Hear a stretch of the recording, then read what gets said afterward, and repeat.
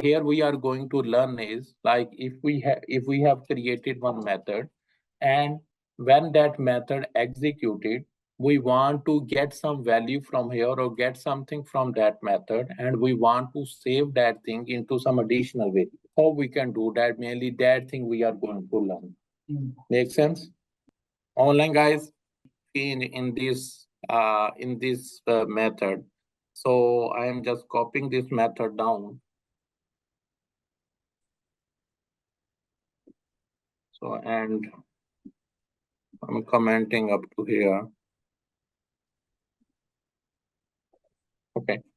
So now, first of all, what are the changes you guys have to make? You have to make two changes. So you have to make two changes. Number one, you have to remove this void keyword. Okay. Now let me explain you what the void mean is.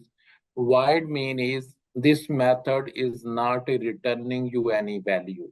This you guys not able to get, or you guys not able to save any value from this method.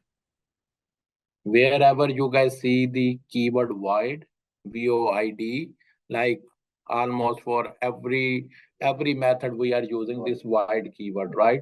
So it's mean that this method is not allowing us to save anything.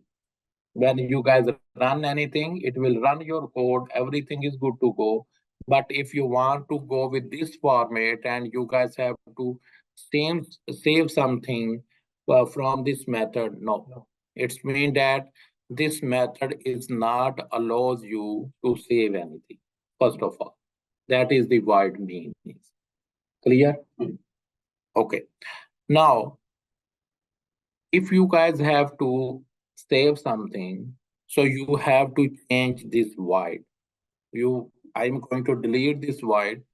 So then the next question arises here is, instead of void, what we have to put here? What we have to add here? Return is also there, but what we have to add here? So you guys have to first you guys have to decide what kind of value you guys are going to return.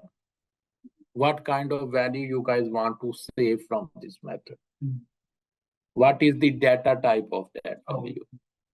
Now in this scenario, what you guys want to save? Profit, right? You guys want to save profit. And what is data type of profit? Integer. So instead of void, I can put int here. That is the first change. Clear up to here?